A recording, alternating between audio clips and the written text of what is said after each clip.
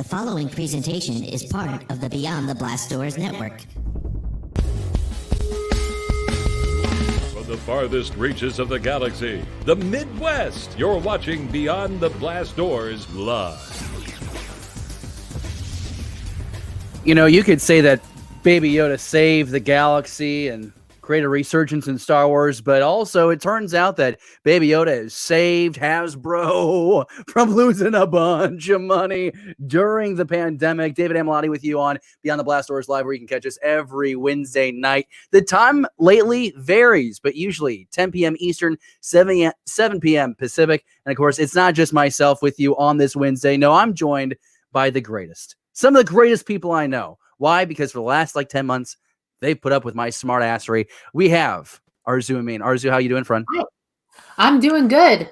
Still putting up with your smart assery, but well, I have opinions sometimes, and I voice them. And Arzu is great because Arzu, you will tell me, David, you're right, or you'll be like, David, you don't quite understand how reality works, and then we have a conversation about it. And we get along just fine. And, someone who's willing to take me right back out of reality, someone who's willing to go all the way with me about whatever shenanigans we feel like is necessary. We have Scotty J. Rowe. How are you doing, buddy? So, David, speaking of reality, has WandaVision gotten better for you? Oh, my God. It's not my favorite. I'll tell you this. The latest episode, number 5, really worked well for me. It definitely shows me how the story's going to open up. Yeah. I was wrong, though. I assumed that Wanda was in control of the thing, but now she's not. But maybe she is because she brought the other guy who's not the original guy from that one movie, but the guy from the other movie that was made by Fox. Did I get that right? Okay. Yes, you did. You did. Dude, I don't know. Like you said, this show is what kind of hypes up my week. And, I love getting a chance to do this with you, David. So you're I guess would you call it? Not dumbassery. Was that it? Or was it smartassery? Never said I'm dumb. Can't find my button. I just realized I had an obscene amount of chest hair poking out, and I thought that was cool. Gross, and I'm going to get the quarter zip up. It was blocked by my microphone. As always, if you just listen to the show, you're already confused about what's happening. This is a week that we have a few things that we're going to discuss as far as things happening in news and canon. Really excited to bring Marie in because it seems like High Republic is just connected to Charles Soule's Rise of Kylo Ren miniseries, which of all the Charles Soule stuff, that's my least favorite thing. But good God, here's a canon connectivity that it's just seamless. It's amazing. Arzu, are you okay? I'm so excited. I really like the Rise of Kylo Ren comics. I'm excited for all of this to come onto Marvel Unlimited so I can read it because I'm so excited that it's all coming together.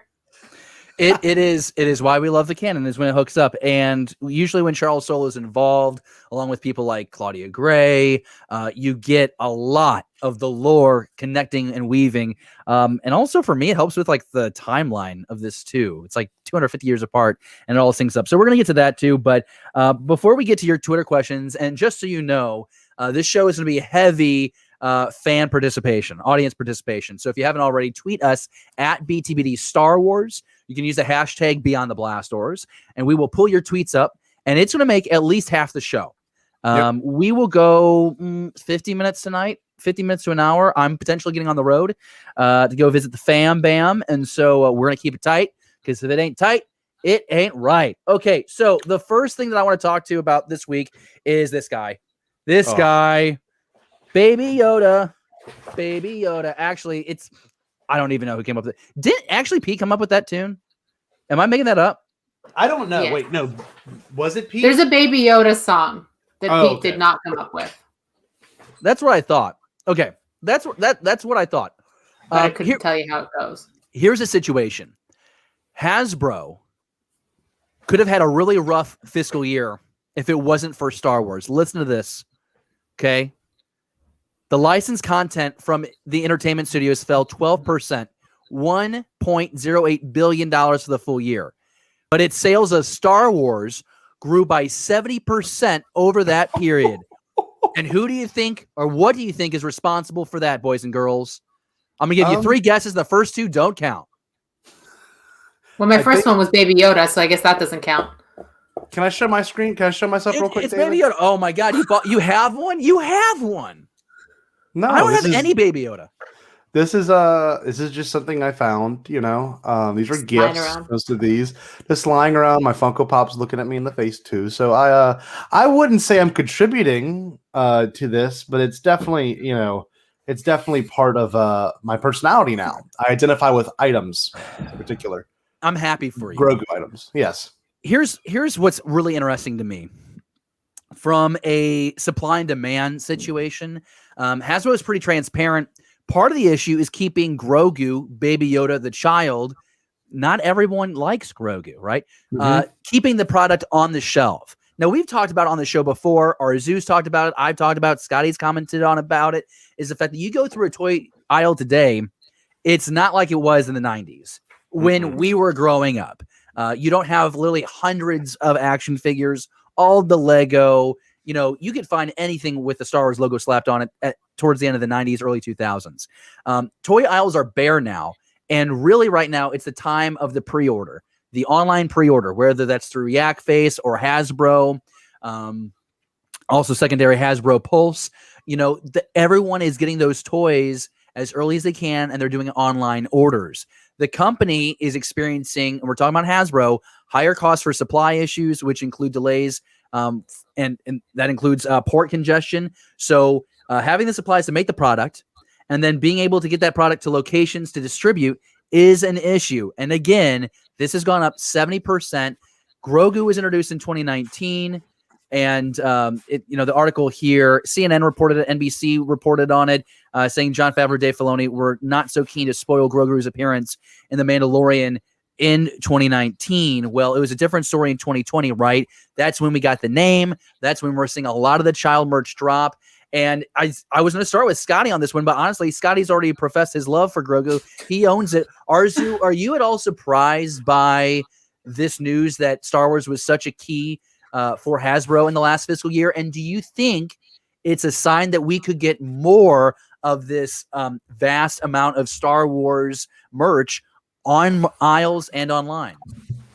So I'm not surprised at all because, like, you know, Star Wars loves its collectors. We have a whole show on the network devoted to that. So that doesn't surprise me at all. But what I think should happen in the future, if they want this to keep growing, is they kind of need to branch out a bit. Like the Black Series stuff, the Funko stuff, God knows I can't judge, but like sort of widening the range of what's available, I think will help them out. Like the Black Series figures, for example, there are key characters from the movies that still don't have Black Series, but there are so many Trooper variants, for instance. So I think maybe playing it less safe on the knowledge that collectors will collect just about anything is That's how I think they can continue to grow. No, I think that's super interesting. And I guess sometimes I'm ungrateful, right? Because you hear me go on a lot about how I wish toy aisles the way, you know, were the way they were 20 years ago. And that's just not realistic. I'm excited for this because it shows you that Star Wars can be a factor that moves the needle. You know, I want to see Star Wars on end caps again. And I don't know how to go ahead. No, I was gonna say, I think it's a little different in that a lot of the stuff that becomes available now, I think they're tailoring to us. Yeah, and we're online. More so than the kids. Yeah. Because it's pre-ordering online, it's collectibles, it's not the sort of stuff like I teach. My students aren't super into toys. Okay. But we are. Do you know what I mean? So I think that's an interesting point of view. I haven't thought about it from that perspective because, you know, here we are. As much as I would want to go and walk in and buy a Frog Lady action figure, I just know that's not realistic. When it used to be, I mean, you can have the whole pod race and crew and like as a collectible thing. So you just can't get that anymore. I don't know if it's a Lucasfilm thing. I don't know if it's a Hasbro thing. I don't know if they have so much of, you know, a mold they have to use of. But I mean, like a lot of the Black Series figures have the same helmet design, so they just put new paint on it. I don't know. It's really kind of interesting, and I can see why Grogu sold so much because when this show dropped, people were on Etsy making their own versions of Baby Yoda and their own versions of the child. And here we are now. We can walk down a Walmart or Target aisle, you know, COVID protected, obviously. I will say that's the one thing my students do want is Grogu. Yes, Like, and everyone does. Literally, my kids know who it is. I mean, that's what my students know too. It's just like it's the weirdest thing. So, I just find it odd that here we are, and now it's so accessible, and people are still going to keep buying it like crazy. It's great. It really is great for Hasbro and Star Wars. Well, I want to shout out pop culture. No, this is the pop culture. I want to shout out Pete Fletzer, and I think Josh is in the live chat too, or at least he's watching live, and they're probably responsible for like 10% of the 70% surge with all the pops, all the Funko Pop that Pete buys, and then Josh bought the Sideshow Child, which is like $2,000. It's not really $2,000, but it's expensive. Also, a shout out to Mr. Rez, Matthew, Gallinori, and Saber Dale with us, Canon Junkie, a lot of folks in the live chat with us. I do want to point out too, as far as what's next in the story, like what's the value of talking about this? For me, I think it is because it sets up the potential for Star Wars to be once again dominant on the shelves and online. And a point that I was trying to make earlier is I don't know how you quantify how Star Wars dominates online. It's so vast and things are so niche now where if you want, your Star Wars Black Series figure, you have your store that you're going to go through and you're going to pre-order from. I think what's interesting, though, looking ahead, when theaters reopen, I think it's going to be a big event for not just these studios and not just for the properties that we enjoy to consume, but also for Hasbro. Something pointed out from NBC. Hasbro benefited significantly from all of its partner relationships, rose 24% to $1.22 billion in 2019 in revenue. 24% jump because of all of its new relationships with Frozen 2, Avengers, Spider-Man, Star Wars. Very interesting to see what happens when these theaters reopen. Yeah. These brands are back in the theater. Movies now, I don't know the algorithm, how they generate revenue. All these movies that are releasing early on HBO Max, but it's not like when Star Wars was dropping in 2015 in theaters and made $2-something billion. You're not seeing that right now as this pandemic winds down. You might not be able to go back to a theater normally until August or September this year. Keep that in mind. Please keep wearing a mask for you and those around you. That said, when you get Frozen or Avengers, I mean, MCU has several movies already lined up, including the next Spider-Man title. This could be a real big moving of the needle for Hasbro.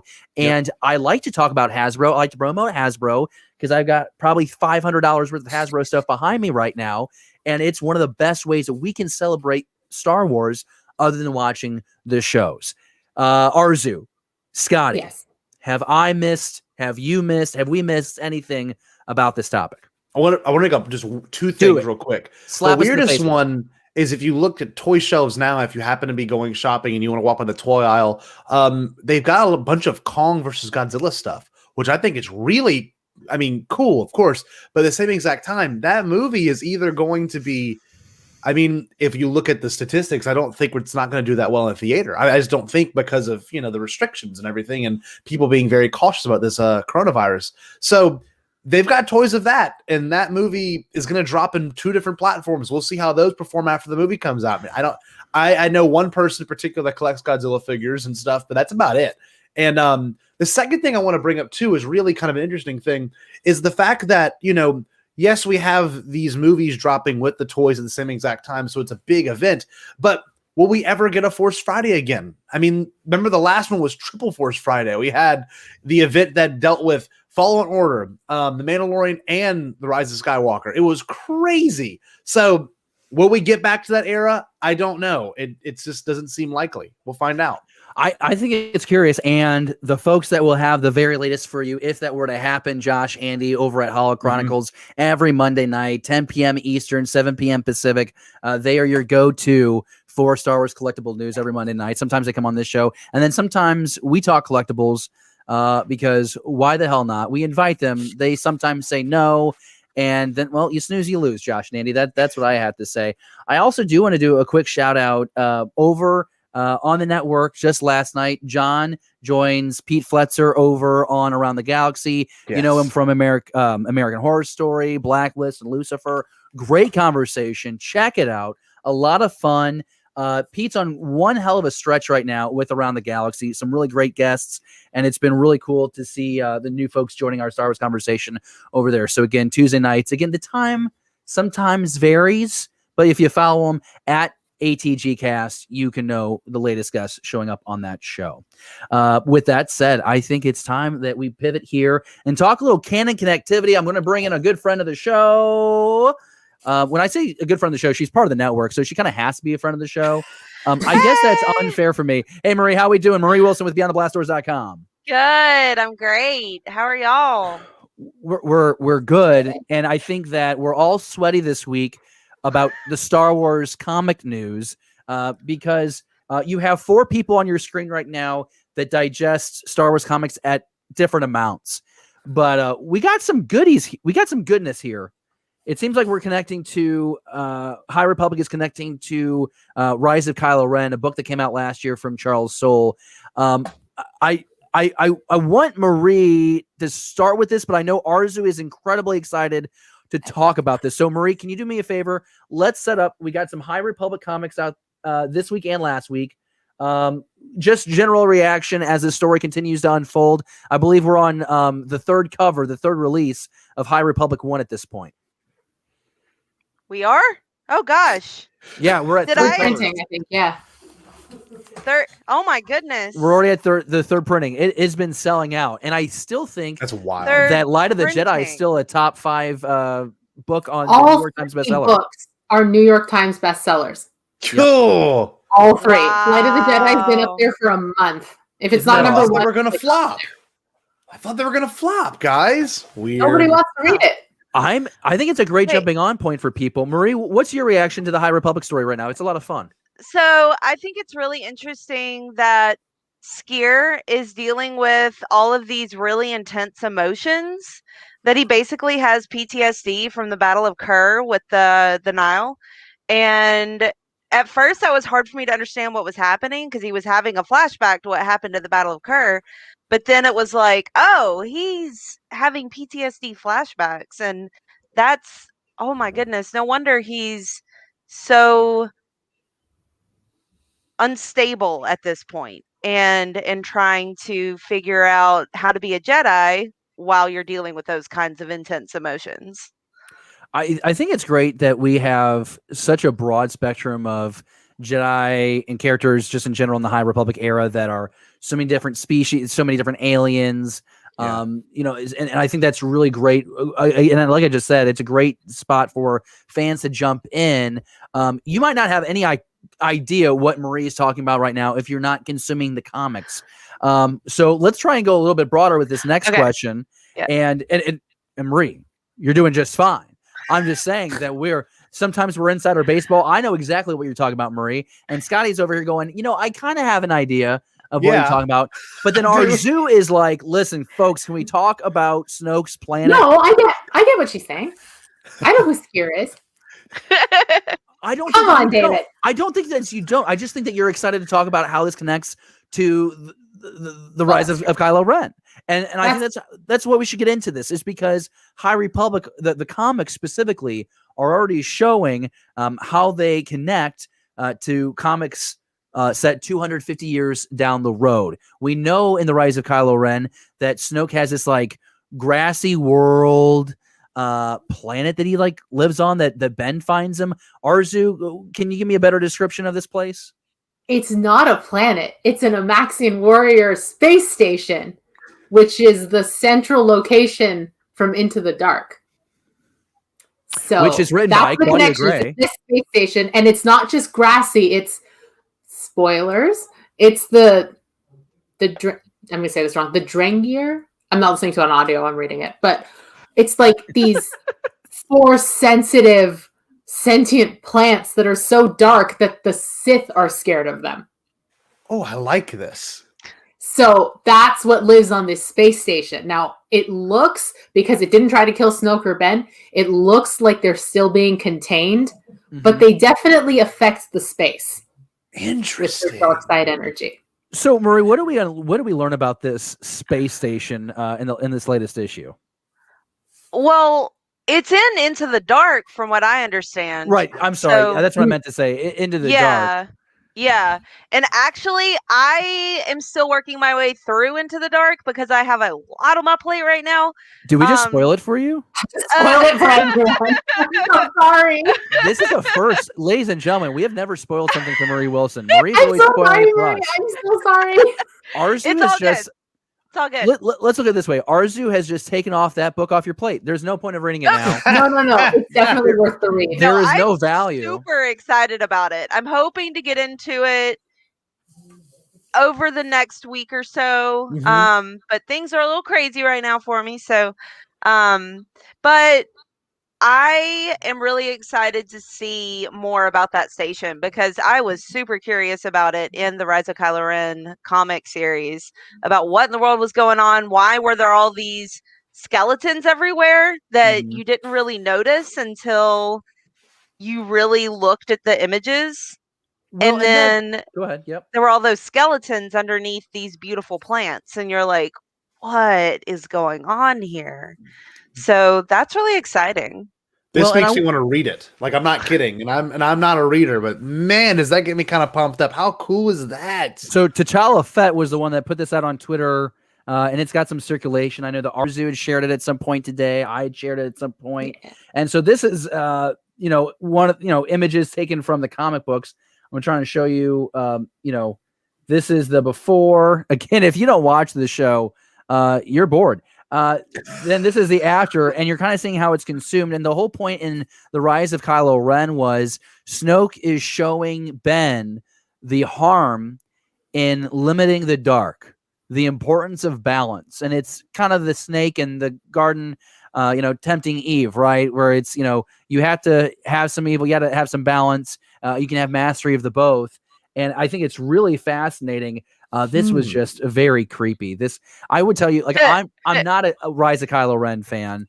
Arzu is a big fan of this little spread. Murray, where did you stand on this one? Well, I said it was one of my top 3 from last year. So I do remember you saying that. Yeah. But mostly it's because I can relate, even though I'm not evil. I can relate to where Ben's coming from. You can empathize with his deep-rooted evil. Not his evil, how he is dealing with parents that expect the world of him. Oh, how do you deal with the crushing weight of other people's expectations? Yes, exactly. I just felt that Snoke was kind of creepy here. In that you're supposed scene, to. Yeah, you're supposed to. Oh, you're supposed to. Nobody thinks this is cool. Okay, I'm just making sure. Because there's a lot of hugging, and then like his hands kind of get low, and I'm like, "What's going on here?" It's a little much. It's not okay. He's got this. Much. He has this like pecan helmet. I don't know what he's going for. I'm very odd. I'm not happy, but that's freaking cool. And yeah, again, the technology, and I think this is what's so cool about the Old Republic, and which is why I was always hoping that Project Luminous, which became the High Republic, I was really hoping it was going to go back because I love the technology of it. But to think that this on your screen, that what looks like a planet is actually this monstrous spaceship, it's pretty freaking cool. And I'm excited to learn more about that. I'll be completely transparent. I haven't read Into the Dark yet. It's still on my list to read. So I'm really looking forward to uncovering more of that. And, we don't want to give away a lot of the big things that happen right now in the High Republic. It is so new. Everyone is still at so many different points. I think I'm probably, honestly, out of the 4 of us, I'm probably the furthest behind. But what I do want to talk about every week on the show is that we're still having fun with it, and encourage, if you have not already started to invest your time into consuming these stories, do so. Apprentice Ewok on Twitter is awesome. He's always tweeting at Marie and I about the latest comics that he's gotten, and he's really into the High Republic because he watches this show. And so we just want to continue sharing our optimism about it, our excitement about it. Eventually, Scotty's going to finish Light of the Jedi, and then we can talk about that book. It's going to happen maybe in like April. I'm off next week for Mardi Gras, so I think I can do it next week. Y'all get a week off for Mardi Gras? We get a week off for Mardi Gras. Well, you're down there in Louisiana. Wow. Telling that's what Louisiana's like. But hey, spring break doesn't exist though. They kind of put a week just for they're like, okay. Scotty, I want you to know I got my beads, man. I'm ready. Perfect. I'm ready to go. I'm not sure how I'll make you earn them, but Hey, we'll there is a way to do that. Toss some beads. Marie, before we let you go, what do we need to be looking forward to as far as next week with Star Wars comics? I feel like we got to get caught up on Darth Vader at some point by Greg Pak. Yeah, so there was this week, the Darth Vader number 10 was released, and it was not what I expected, but some of it was really amazing, and some of it was like, why? But it was good. I enjoyed it. And then from what I can tell, of course, these things are always up in the air, and they change all the time. But it looks like there's not another comic release until March 3rd. That's wild. Yeah. Star Wars Adventures is coming out February 24th. Is that Kevin Scott? It's Daniel Jose Older. Oh, it is? Okay. Yeah. Wait, no. Star Wars Adventures, not Star Wars High Republic Adventures. Oh, okay. Yeah, there's 2 Adventures series now, which is wild. There's a lot of adventures. Yeah. Isn't that crazy? Well, it's great though. It's great for the kids because I mean, you're, I don't know, 5, 6, 7, just learning how to read. I mean, what a fun way to blend picture and word together. And I think the stories are easy to digest. So I'm a big fan. And again, it's how Kevin Scott made Jackson canon again. So I'm all for it. I'm all for it. Awesome. And then March 2nd is the Rise of Skywalker graphic novel. Oh, I really? forgot about that. That's gonna be great. Not the comic book adaptation, but the graphic novel. I think that one's already out in Europe. Really? It might be. Like it's translated into French. It's like out in Europe. Huh? Would you, Arzu? You can speak French. Would you read? Would you read Star Wars in French to us sometime on the show? I could. If somebody gets me a copy, I could do that. Well, I think we should do that, and I don't think we'll do subtitles, but I just think it would be so fun. Like, can you imagine learning about the attack on Starkiller Base? Can you imagine that read in French? Yeah. Can you imagine? The Emperor killing Ben Solo in French? How dare you? It would be silent. It would be silent because Ben Solo doesn't get any lines in The Rise of Skywalker. That's how do you say ouch in French, Arzu? How do you say ouch in French? Last line is ouch. Ouch. I guess. That doesn't sound very French. Or just ow. Ow is universal. Oh, it is. And so is damn it, I think. Marie, before we leave you, where's the best place to find you to continue talking Star Wars comics with you? You can find me on Twitter at Alia Morgaine. And Marie, as always, every Wednesday has a new review on BeyondTheBlastDoors.com, talking the latest and greatest in Star Wars comics. Be sure you check that out. Be sure you share that with the world because we need her to meet Greg Pak. Damn it. That would be awesome. That would be awesome. Hey, Marie, thanks so much for your time. Always fun to hang out. Bye. Bye, Marie. Marie Wilson with BeyondTheBlastDoors.com joining us tonight. Always love talking with her. And I like keeping the conversation kind of casual. We don't need to get too insider baseball. You know, I don't want to ruin anything for Scotty. Arzu ruined the entire book for Marie. So I mean, we got to really. Since I've ruined it already, let me just go ahead and add one more thing. Yeah, go ahead. It's another canon connection. Do it with the Amaxine warriors, the ones who have the station. They are the same group of warriors that you meet in Claudia Gray's bloodline, who everybody thinks have been gone for thousands of years, but they actually form the basis for the First Order. They're like a paramilitary group training in the either the Outer Rim or like beyond the Outer Rim, and they're all training with this group. And then the political side of things that kind of funds the First Order goes there and basically makes them their preliminary military force. So this ties into the First Order as well. Okay. Just by virtue of that Amaxine connection. I love that. I love that. And if you have not read Bloodline, that is like a top 5 new canon novel for me. I think it is so good. Claudia Gray, we worship at the altar of Claudia Gray on this show. Bloodline is just absolutely freaking fantastic. Be sure you check that out. If you can find the hardcover, I recommend it.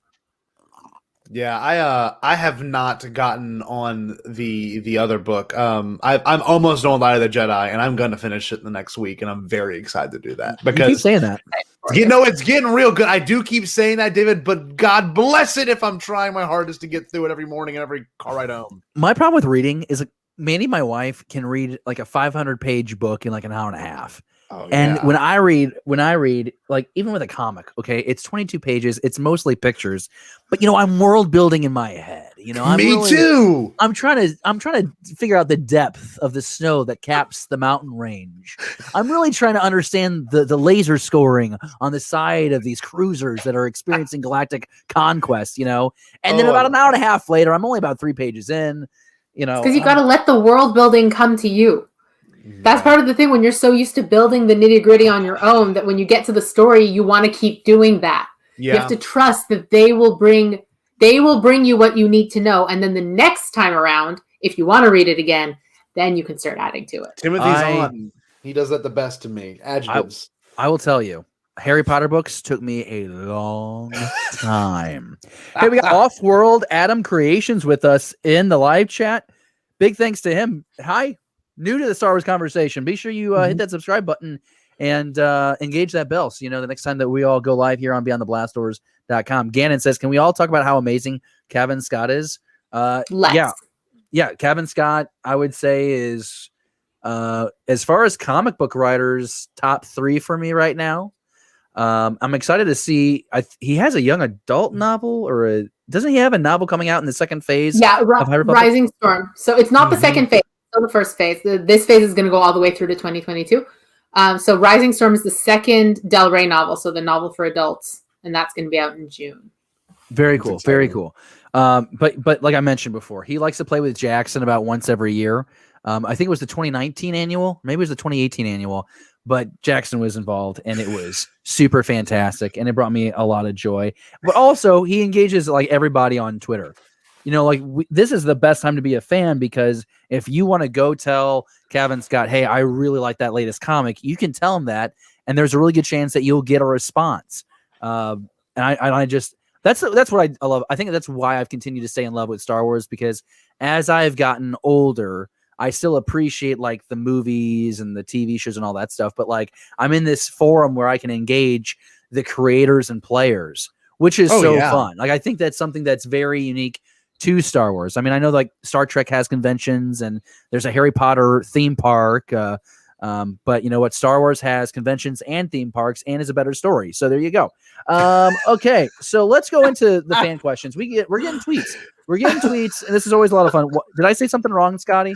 No. I just love the boldness of it. And I know Arzu did too. Because we both went, oh, okay. So wait, I like that point though, because you can have these interactions. Like Ryan Johnson's responded to me so many times, and it just blows my mind each time. Because one time, one of my favorites was he was talking about the speed and how great the Return of the Jedi speeder sequence is. I said, I don't know. I think the Phantom Menace is really good. The pod racing scene. I'm like, Ryan, what about the pod racing scene? And he goes, that's pretty good too. And so he responded, I'm like, that's crazy that people can do that. And you think of these people in such higher levels of, like, I don't know, human being. You're like, oh, they would never respond to me. But here they are like, oh yeah, the pod racing scene's great. I think that is definitely a pro. God, Ryan Johnson's so great on Twitter. Hey guys, remember Knives Out? Isn't that the movie? Knives Out? Knives Out. Well, there's a sequel coming. It's gonna be great. I can't wait for it. It's gonna be wonderful. All right, let's do the first question. Let's do it. The first question here. I'm gonna get Mustafar off your chin. I promise. I don't care. I can stay there. I don't. Well, all right, it can stay there. All right, cool. We like Mustafar resting on his chin. Ion Cannon tweets at Beyond the Blast Doors. The High Republic seems to be off to a great start creatively and in terms of sales. What would you guys pick for another time location for a big focused publishing initiative? Hashtag Beyond the Blast Doors. As always, you can tweet us at BTBD Star Wars. Hashtag Beyond the Blast Doors. To get on the show, Arzu, do you want to start things off? What's the next time jump that you want to tackle in Star Wars storytelling? I would want to go post-sequel trilogy. Oh, because old. I think consistency needs a little bit of a smooth over. So if we go immediately post-sequel, take a big publishing initiative to kind of smooth it out. Then if you want to start building movies again, then you can pick up after that. Not pick up after that in a way that it requires people to have read the books, but that the information is canonically available if you're interested, but we're just going to start fresh after this. I think it's really interesting. I think going in the future is way scarier for Star Wars than the past. Oh, I don't think they would. I think the past is definitely safe because they know where they end up, which is why so many books are set in that OT era, because they're bookended. So they can only branch out so far in a way that would completely lose an audience that only watches the movies. So that's why I think they're there as much as they are. But if I had control, that's what I would do. Very interesting. Mr. Scotty J-Ro, what's the time period that you want to dive into? Okay, I've always been intrigued by this. The Phantom Menace to Attack of the Clones. We got 10 years there, people. I'm serious. We've got Dooku building his own little, community. We've got, them training and making clones on Kamino. Like, we got a lot of cool stuff there, right? I mean, we got Anakin and Obi-Wan's relationship. I mean, who's to say we won't see stuff like that at some point? I've always, like, every time you go from Jake Lloyd to Hayden Christensen, you're like, man, Annie, you've grown. Like, that's what I think he's done. Like, he's such an adult. He's such an adult there. And like, I want to see him struggle without a mom. I want to see that. I even want to see, Shmi go through some stuff, because I mean, the second Anakin left, Tatooine, her story stopped. And then we seen her, with whatever Lars is. Yeah. Sand people with Clegg Lars, and I want to know how he loses his leg, and I want to know how he thinks it's going to heal. Like, that'd be great, because he's like, whenever I can get back on my feet, I'm like, you won't be able to. You don't have a leg. But I just think it's so important that there is that space of time that no one ever talks about, but we can totally get a huge book initiative about, maybe Anakin going through puberty. I don't know. I'm so on board for that idea. You have no idea. How great would that be? He's like, I'm so down. Master, I'm feeling these horrible feelings every day. It's like, well, I mean, because here's how I see his and Obi-Wan's dynamic is it's like they're both Qui-Gon's sons from like two different marriages. Yes. And Anakin just comes to live with dad and his big brother that he's never met before, and then dad just dies. So now he's got to raise his little brother. He's not ready. The little kid's not ready, and it's this huge adjustment period for 10 years. So yes, Scotty, I agree. Like, I would love to see that. Like, and get it written by like some crazy people, and like I just feel like there's so much fertile land there, and you can even give us some other weird stuff in that, like Maul going through what he goes through. I mean, you've got 10 years of characters that just need to get developed. Padme becoming the senator, losing the title of queen. Like, there's just we do have that story. That's the you're only actually right. Yeah, you're right. We have. You're right. That is the only one. Isn't that interesting? Is that how do we have that? Is that in Queen's Pearl? Queen's Shadow. Wait, say that again. Hang on. It's behind me. Let me grab it. It's Queen's Shadow, Let's right? grab the book. Yeah. I always thought it was Queen's Pearl, which is weird. Yeah. Oh, what did you think it was? I thought it was Peril for some reason. Oh, that is also a thing. Queen's Peril. Look at ours. I dropped something. So, Queen's Peril over here. Oh, geez, her head fell off. Both are by E.K. Johnson, right? Yeah, she wrote both of them, but. See, we can get stuff like that now. And there was a bunch of books from the EU that were based in it. I know my school library has all of them for some reason. It's like really young Hayden Christensen, and it's got one weird thing where it shows him going to be an adult.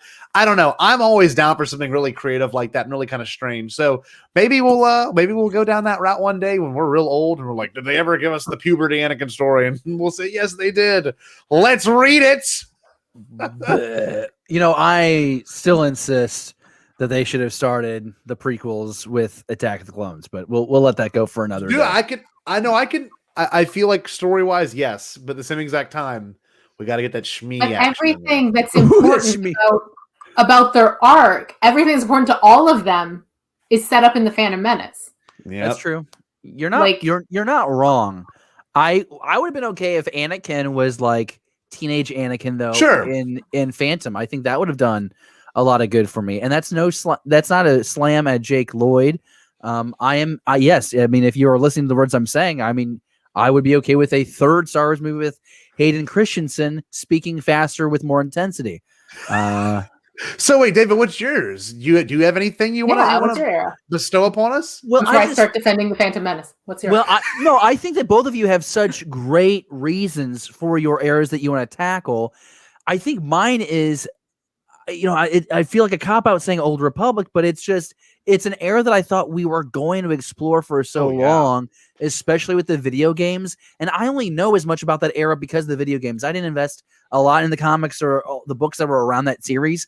But to me, it just feels like it's like, Star Wars is a long time ago in a galaxy far, far away, right? So the further far away we go, like the more excited I am. And to me, the Skywalker saga is a culmination of the galaxy and the story. And so like I personally don't have a desire to go in the future on the Star Wars timeline beyond the last Skywalker, because to me, like that's like the apex. That's the galaxy is saved and they go and they live and fight another day.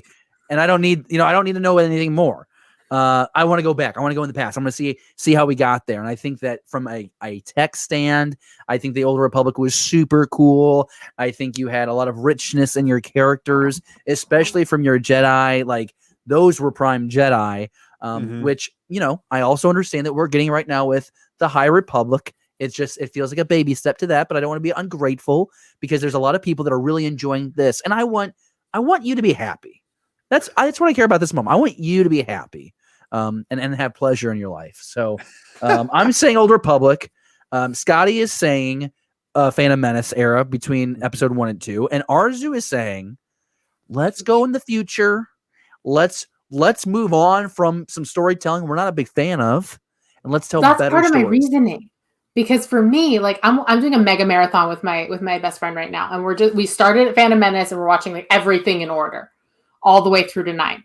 And for me, I need to know that that's not where it ends, because it doesn't matter what I love. It ends with something I despise. So I need it to I need to know something comes after. I can get that. Pete says, like that. I love the galaxy. I think more than the Skywalkers. I'm there now too. I'm there now too as well. And that's fine. It's a harder transition for me.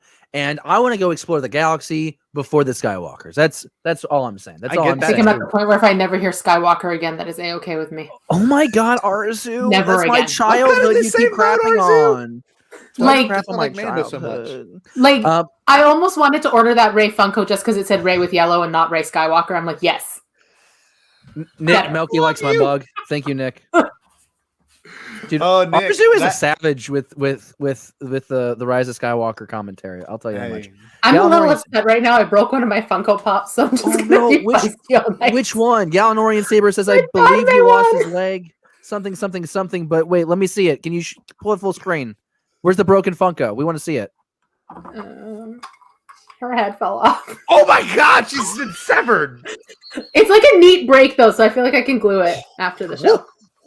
You need a hot glue gun for that. I have that one. I'll fix it. If there's anything the Force can't fix, it's a hot glue gun. $19.99 at TJ Maxx. What else do we got here? The live chat is they're having a good time. It's always a fun, different show. Nick Melky is quoting Space Georgia Eli Vanto from that one episode where Jerry was on point. All right, well, let's go to a different. We're going to go to a different question. Hey, Jared the Dark Jedi.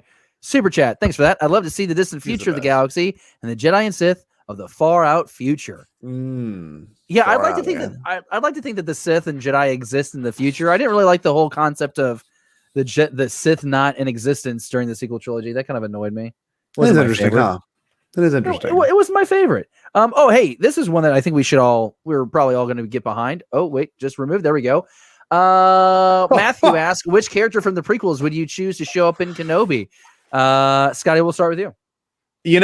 As much as I want to say Jar Jar, of course I'd love to see Jar Jar. No, I'm serious. I would love to see Jar Jar, but there's a lot of other potential for other characters. And of course we've got Watto showing up on Force Connect, so Watto would be great. I mean, it's going to have to make sense for Obi-Wan's character. I guess Jar Jar would make a lot of sense, but I was also thinking about a couple other people that no one seems to have brought up. We can get Cody, we can get Ahsoka, we can get Vader, we can get Tarkin. I mean, there's a lot of people besides just the few good guys from the prequels. I mean, you can get all the great bad guys. You can get Thrawn if you really wanted to, right? I mean, they're all in existence in that timeline. So, yeah, I want C.O. Bibble.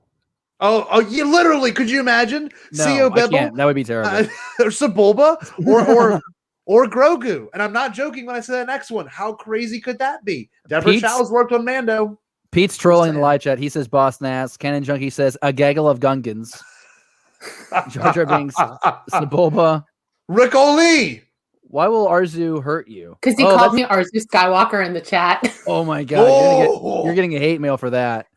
Ooh, let's get I'm just gonna angrily tweet at him all night. Rick O'Lee. Is that the guy in the pod racer that blows up? No. Rick O'Lee's the one who's like, I can't check him. Or no, it doesn't say that. Dang it, that's someone else. No, he's the one that was piloting the Naboo starfighter. He teaches Anakin how to fly. That's right. That's right. You really can catch on. Arzu, what's the character that you think should show up from the prequels and Kenobi? Okay, so if we're saying, actually, they're both in the movie, so it's fine. Either Cody, because that would be, that whole emotional thing. It's like last time I saw you tried to kill me. And then way far out there, very unlikely, but would be super cool, is if we get Sabe, Padme's handmaiden. Oh, wow, huh? Because she's doing work on Tatooine, or was, in Queen's Shadow, to sort of see about freeing the slaves and sort of making inquiries on that end. And then we never really find out what happens to her. So, I mean, the woman who plays Sabe, Keira Knightley, is about the right age. You're right, too. Wouldn't that be? So that's way far out there. I didn't remember playing that role, though, which is If unfathomable. you're 15 years old in drama school and all you got to do is stand around and wear heavy makeup, there were Star Wars editions in St. Louis for The Force Awakens. And I went down there to audition. And nice. I got to the room, and then they closed the auditions. I got to the room. It was a letdown. They basically just had you stand in front of this table. Are you being serious? Yeah, I'm being absolutely serious. They brought you in this room. It was for Force Awakens. It was. Why haven't you ever told? Because the story sucks. I waited for 2.5 hours in line with my friends. It was a story I did for media class. It was my senior year. I took a camera down there. I did a VOSOT on people waiting in line for these auditions. And so I got into the main room, and in there for 45 minutes to an extra hour. And then there were these 5 guys at this table, and there was one female. They have you stand up, and they just had you do a 360, and you walked out. And if they tapped some people to get some info, and they didn't tap most people, and I didn't get tapped. And so then I found out that Force Awakens happened, and then I wasn't there. I wasn't in that movie. Scotty's really upset. Could have been. No. Does anyone see this? Is this the first I'm learning of this? Is this something hard to? This is pretty crazy. That's actually very interesting. So you pretty much American Idoled based on just your body type and shape and look for The Force Awakens. I want to pretend that I missed out on being one of those villagers that the stormtroopers killed right off the top of the movie. Yeah. That they pillaged. I think I could have been one of those people. You could have been a First Order person, too. I'm too short to be a stormtrooper. Well, you could have been an officer. Oh, good point. And I do like their hats. They are cute. Okay, let's go on to the next question.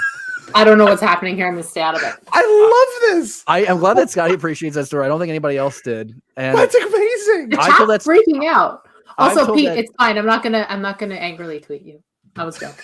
Pete's like, Amladi could have been Hux. Yeah, that wouldn't have happened. Although I would have rocked the hell out of that First Order speech. It wouldn't have been as good as what we got, but I would have had fun with that. I'm so excited. I got a Hux Funko today in the mail. All right, don't drop that one. I'm so excited about this. I had to share. Yeah, don't drop that one like Leia. You freaking beheaded our Not princess. Leia, Padme. That's what makes it worse. Oh, that was bad. Oh, I'm sorry. Hey, this is from our good friends, Podcast of the Wills. Oh, Nick. Which would you rather have one more of? A final season of Rebels animated or another round of Clone Wars that picks up where season 7 ended? This is a very interesting question, and I think we're kind of getting both to these. Yeah, that's what I was gonna say. What do you think? This is a trick question because we are getting the Bad Batch, which is basically Clone Wars after season 7. So I can just say Rebels and then have them both. Well, and if you believe the rumors, though, Scotty, aren't we supposed to supposedly have a continuation of Rebels with Ahsoka and Sabine? It appears so. So that's a really cool one. I mean, it depends on how they do it and what medium they do it in. So I, of course, would love to see more Clone Wars because that one trailer that Dave and I happened to watch live together, which was insane, when they showed Palpatine giving his speech to all the clone troopers. I mean, that was like a turning point. And I was like, wow. That is the continuation of the Clone Wars from like the fall of the Republic perspective, which I honestly, and this is a bold statement, I think I'm most excited for that than anything Rebels related because I love to see, I love to see the outcome of certain things, right? We didn't really get to see any of that in the movies. We barely saw it in Clone Wars, but like I love to hear the idea of like the second the Republic ends, the Empire begins, and everything that follows after that. Because it's going to be chaos. Then it's going to be this weird controlled chaos thing we saw in our own nation. Not say anything more than that. It's just really interesting. It's going to be really interesting. And like, are you worried about it? And let's start with you on this, Arzu. There's a lot of conflict about whether or not the Ahsoka live action series is going to be, after, well, of course it's after Rebels, but it's like before the sequel to Rebels. It could have Sabine in there. There's some people saying that it won't be involved at all, and you're still going to get an animated Rebels sequel. Like, do you think there's a problem with continuing that arc in live action and going back to animation, or do you think it should all just stay animation?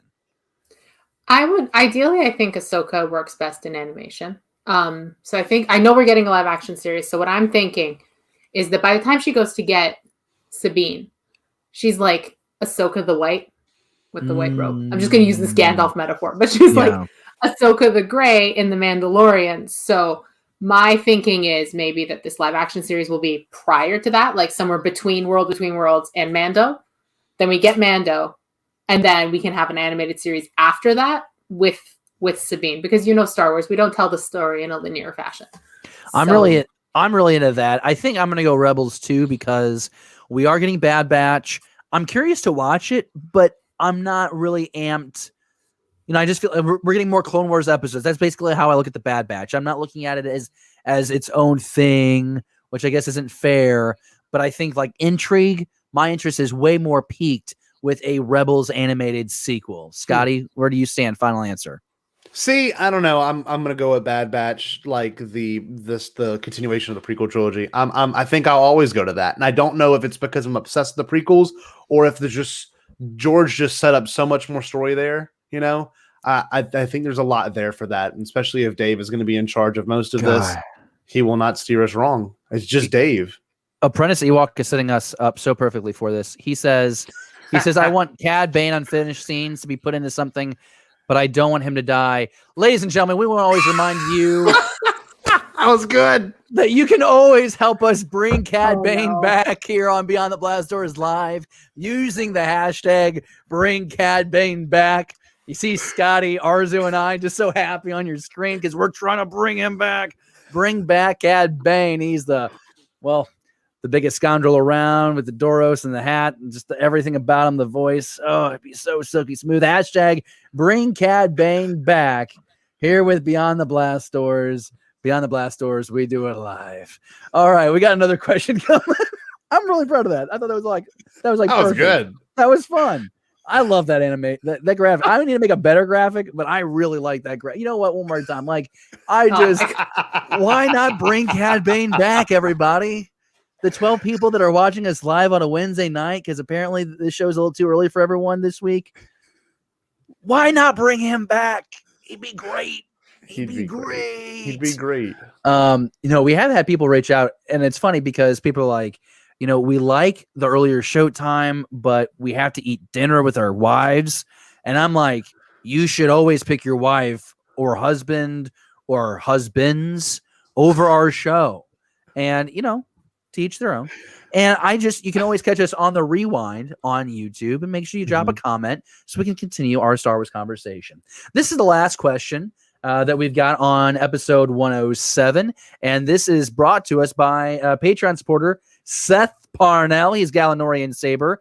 And he is saying, what is this question that he's asking us? With games becoming more story-centric, do you believe game characters and storylines will eventually affect the live-action shows like the animated shows have done? This is heavy. This is a heavy one to end on. This is a heavy one to end on. And I think that I would say yes. I think it would be really cool to see Jedi Fallen Order bleed into live action somehow, or I guess maybe animated is more realistic, but I like that crossover. I mean, I talk about canon connectivity so much that I think I'd be a big hypocrite if I didn't say that I wanted that. I mean, and time will tell, right? We know that the folks that were involved with the Battlefront 2 campaign are back doing mocap. We know we're getting a Jedi Fallen 2. We believe we're getting a Battlefront 3. We're getting this open world video game, which, you know, we've had that before. Knights of the Old Republic, right? So I mean, I feel like we're getting all these stories. We can really we can really invest in them and we can explore them. I mean, Cal Kestis is getting his own Black Series now. So I feel like that's just like one more thing kind of reinforcing the popularity of some of these characters. And I could maybe be way off base. You know, just as much as we like the canon connectivity, I think someone can make the argument that, Cal Kestis is best to stay in the video game realm.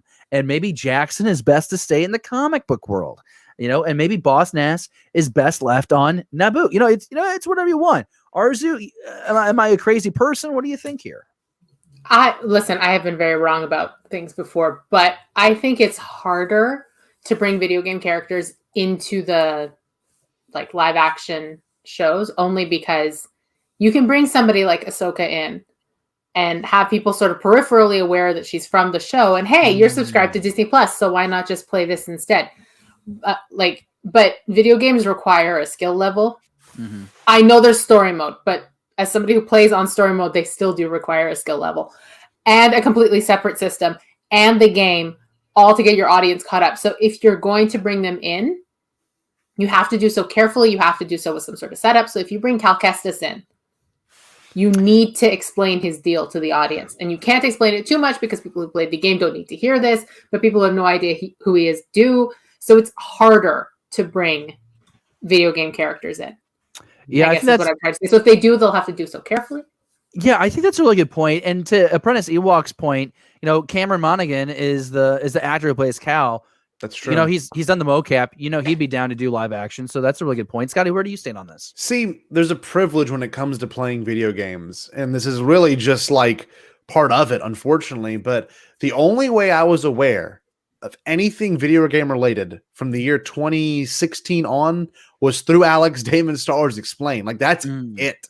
I didn't own a single new generation video game system until I graduated college and I couldn't afford to buy one. So here I am. I'm serious. I'm getting caught up because it wasn't a priority. I'm getting caught up with Fallen Order. I just beat Battlefront 2. I'm playing through Squadrons. These are 3 games that have come out over the past 5 years that I'm literally just getting caught up on because of now having the ability to play it. So I think one part really just comes down to the fact that you have to be able to afford this lifestyle. I don't know. With Disney Plus, what's $7? You're not just getting Star Wars, you're getting Star Wars plus everything else. Going to a movie, you're getting experience, number one, but you're also getting, $10. You take the whole family with you. You all have a shared experience. Video games that are mostly single player, i.e. Battlefront, all the new movies are all new games are all single player. So it's strictly a you experience. And if you have time to do that, then by all means do it. But it's awful to say, but you almost can't rely on the video games to tell this complete story because other people are not lucky enough to have it. And Jerry made a good point. Jerry said you can find the footage on YouTube, but there is a joy to that if that's what you're looking for, whereas other people want to experience the story and learn for themselves. Fallen Order's taken me so long to play because I'm literally, you can force feel everything in the whole game. I'm literally going up to each thing and I'm going to read about that spear I just found. There is something to doing that. It's in a personal experience level, whereas others, you can just see them just blaze right past the save points, blaze right past all the other things that they can, engage with. So I would love for there to be a game one day where it connects overall to everything in the canon that's a little bit deeper, that requires you to watch and play more. I just think at this point, when it's not as accessible, it's a little unrealistic. Unless they make a phone game. I think that's interesting. And again, he did say characters and storylines. Yes. I'm surprised we haven't talked about like Operation Cinder at this point. Battlefront 2, it's in The Mandalorian. Operation Cinder is also in the books, though. It's also in the books. But you know what I mean is like that's a storyline element that has been weaved through all these different methods of storytelling. And so I guess my point is we have seen it done in that way. Operation Cinder, is it referenced at all in the Aftermath trilogy too? No, because the Aftermath trilogy. No, yes. Wait. The Aftermath trilogy ends at the Battle of Jakku, which is roughly where Battlefront 2 ends, and Cinder happens right before that. So I think Operation Cinder happens simultaneously to the Aftermath book. Okay, that's right. That's right. I think it's been a while. You know, I think that Operation Cinder has been used very well to connect things. You know, through that time period, you know, those 3 to 7 years after Return of the Jedi. And so always would like more of that. Oh, Alphabet Squadron. Alphabet Squadron crosses over with Operation Cinder. And who would be opposed to more of that? I don't think anybody. I think it's a lot of fun. Oh, hey, wait. I think JD was, is this a tweet from JD? Sorry, I'm going through the live chat and it looks like JD agrees with me. Apprentice Ewok, bring back Cad Bane, damn right. It says, you're welcome, David. I don't know why, but you're welcome. Bring him back in Kenobi. We don't know who. Oh, I think JD's talking about Cad Bane. That'd be great. Nick Milky says, is this an official BTBD endorsement of polygamy? Yes. I'm not here. You know what?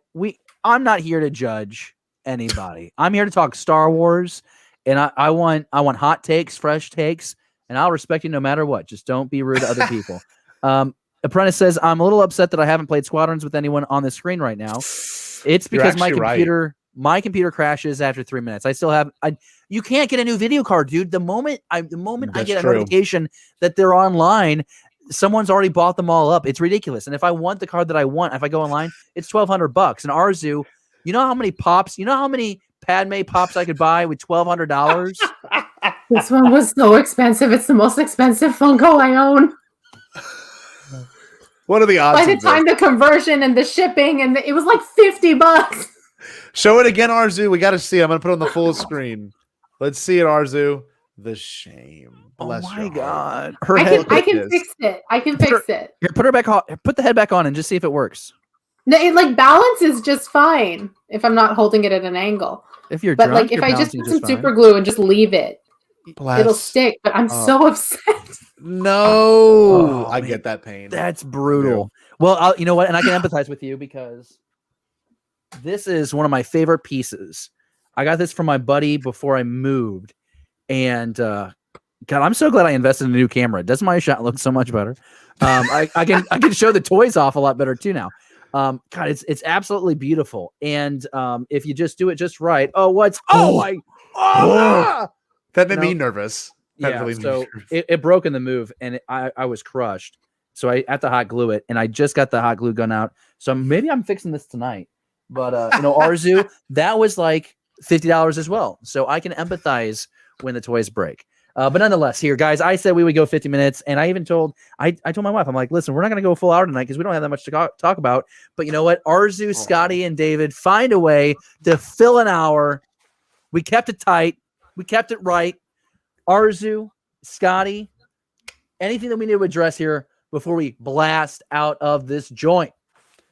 I have one thing tomorrow night. Bombadcast talking about Star Wars couples. That's right. It's a Valentine's Day episode. So we'll be talking about every one of your favorite Star Wars couples that have been, including some new ones from the High Republic that I'm a big fan of. So the Santecas I'm referring to. So with that being said, that's about it. I'm super excited for that one tomorrow. Live tomorrow at around 8:30 Central. Okay, a little bit later than normal. So that's pretty cool. We don't have any couples in the network. We really need a romance. Everybody's coupled up. Yep. Oh, I thought you were going to say like everyone's too old. No, I'm like in the middle. So I'm not going to sit here and call everybody old. Oh, it's great. Well, you know, like how people have like work husbands and wives. I could be your podcast husband. Yeah, that's true. I'm comfortable with that. I know I'm dating Arzu. Probably dating Pete. If I was going to date anyone, probably date Pete. You date Pete, really? I don't know why. Just Pete and I. we've got this weird charisma thing together where we like build each other up, and then we're really quick to like, hold on, let's talk about it. Let's get serious. Yeah. Hey, if you haven't already, be sure you check out www.tpublic.com/Beyond the Blast Doors. There you can check out the entire network store. And that also includes some Beyond the Blast Door live merch as well. This is the network vintage hoodie, which is super cool. I think you can get it for like $32. I'm going to pull Scotty up on the full screen because Scotty's repping some network merch himself right now. That is the OG original network shirt with all the logos. I love it. Streaming Star Wars is on your left nipple there, and Holo Chronicles is on your right. That's great. What? That's great placement. I'm frustrated with whoever designed that shirt. That is not how you design a shirt. But nonetheless, check it out there. If you do BTBD 10, you get 10% off your purchase. So be sure you check that out. And Arzu, anything you want to share before we blast out of here? No, but if people were on Twitter today and are aware of what was happening, people might want to go look on Twitter again now because stuff happened. More stuff happened. Oh, really? Can I break it? All right. Well, I really like to avoid Twitter. I don't have to. Okay. Stuff happened on Twitter. Everybody go check it out. What happened? Go break it. Break it real quick. You got 10 seconds. Cara Dune is officially not returning for season 3. What? Yeah. That's a nice diplomatic way to put it. She's not returning for season 3. How did we find out about I'm sorry, my phone is like blowing up. Wait, but where is this? It's on Twitter. It's all over Twitter. Mandalorian season 3 Scarlet Witch recast Cara Dune. Not the MCU. No. It's like not jokey. Oh, there's like actual. What the F? Yeah. We're staying on air right now until. Hold on. Breaking news brought to you by us. Shut up. No way. Oh, wow. Oh, we're pulling this up out of Star Wars. All right, here we go. We still live? Did you guys just leave? No, Scotty just left. Here's why I'm again under controversial. Katie. That's wild. IO9 is reporting, which is fairly reputable, I think, right? IO9, yep, that is very. Oh my God! 12. Here we go. We're gonna share the screen. We're talking about it right now. All right, here we go. Boom. This is what we got. This is Gizmodo. Cow. The article is 12 minutes old. Jermaine Lucier. Oh my God! Let's hit him up. We're gonna get him on the show and talk about that. Well, I mean, I can't confirm that, but he's been on the show before. He might come on again. Gina Carano, who plays Cara Dune on The Mandalorian, will no longer be on the show. In a statement obtained by IO9, a Lucasfilm spokesperson said the following: Gina Carano is not currently employed by Lucasfilm, and there are no plans for her to be in the future. Nevertheless, her social media posts, cultural and religious identities are abhorrent and unacceptable. Wow. Holy crap. News comes after a day in which the hashtag Fire Gina Carano trended once again on Twitter throughout the day. I'm adding the once again because Fire Gina Carano is honestly trending once a week at this point. Actress shared an anti-Semitic story on her Instagram. It was soon deleted, but many fans captured it and shared it on social media, including Beyond the Blast Doors Live. You're welcome. That came after months of complaints about Carano's online presence, including COVID denialism, the encouragement of sedation, and transphobia. So my something God. Ben Bamboo brings up is really interesting. Does it mean she can still return in one of the spinoff shows? I don't know. It does not. I'd imagine not. It says no plans for her to be employed in the future. Yeah, she's no longer an employee. She's no longer an employee. That's it. Y'all, this is wild. What a I've never broken news before. This is exciting. To be fair, Jermaine brought the news. We just happen to be alive. He broke it. Broken it on this show. We'll go with. I mean, this is wild. So, gosh. Let's talk about this for a few minutes before we have to get off. Yeah, this is impressive because Bombadcast in particular. I know David, you had actually made a post today as well. Jerry was running Bombadcast page today, and Jerry made a post on the page where people were like straight up attacking us, like, I can't believe blah blah blah blah. Same with your page as well, and now here we are, point proven. The power of not just social media, not that this is something that we're like, we need to be in charge and take her down, but you can't say stuff like this and get away with it. You just can't. This is not appropriate. This is hate speech. It's just not something that can be said, especially in context of what she was comparing it to. Even if you are for the left or for the right, if you compare yourselves to an oppressed people, that is not appropriate. I'm sorry. And I don't talk about politics on social media or anything because I don't feel like I have a good enough voice. But this is just proof that you cannot be an asshole and get away with it. You can't. It's not fair. This is wild. Wow. This is wild. Orsi, you also had some people attack you today as well, didn't you? I was called a Nazi, a fascist, a McCarthy sympathizer. I thought somebody called me a communist, then I realized I read it wrong, so I wasn't called a communist. And yeah, just suppressing of free speech and all that. That is, well, hey, you got our in the moment reaction to that news now, didn't you? Live entertainment right there. You're like, wow. Listen, like if my phone hadn't just been like lighting up, I would have just left it until we went off the air. But I'm like, what is happening? And then I looked and they're like, she's gone. And I'm like, oh, okay. Wow. So, I mean, I'm gonna pull this up one more time just so you guys can read this with me. I mean, I don't know what this ad is. We're gonna pause that. I don't know what that is, but consequence culture is a good way to put it, actually. Gina Carano nice. is not currently employed by Lucasfilm, and there are no plans for her to be in the future. Nevertheless, her social media posts based on cultural and religious identities are abhorrent and unacceptable. Wow. That's wow. Now, I will say this, though. I don't know how much power I want to give to the people who've been tweeting fire Gina Carano. I think a lot of people have been participating with that on social media. I want to give Lucasfilm and Disney some credit here. They had to have seen what she was doing on her social media. They have to have a problem with that. The character is clearly supposed to be coming back, though, for season 3. There was no reason to think that the end of season 2, The Mandalorian, that Cara Dune is not coming back. So the next element to this story, the next step in this story, as far as what's next, is who is going to be cast as Cara Dune for season 3 of The Mandalorian and going further. I mean, that's where we're at. The thing is, by the end of season 2, I think she's in a position where, like, she could have come back. They could have made it work. She doesn't have to. Because she still got her job back on Navarro. Ben Bamboo, right? We deserve some credit too. Come now. Well, I mean, sure.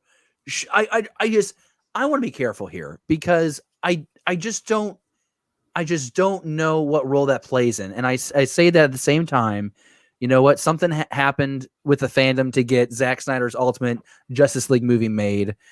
Fan reaction to the original design of Sonic for live action made changes there. Fans have been really active on social media, and I'm sure that official Lucasfilm accounts were getting notifications. But I also want to give Disney, Mickey Mouse, Lucasfilm credit. They've been aware. I don't think that they've been under a rock. I think that they've been keeping an eye on this, and the final straw has broken the camel's back. So, wow, you really got our natural reaction to that. I'm stunned. Wow, I am stunned. You know, we got a lot of people asking, you know, are we sure this is credible? Yes. I mean, Jermaine is a trusted entertainment journalist. They would not post this casually. I mean, just journalism 101. You're not going to post someone lost their job like this casually just to get clicks. This is reputable.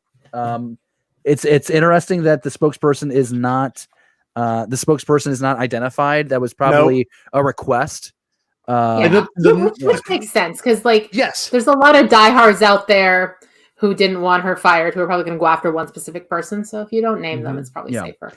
Well, hey, everybody, that's how we're wrapping up the show this week. Gina Carano out of Star Wars The Mandalorian.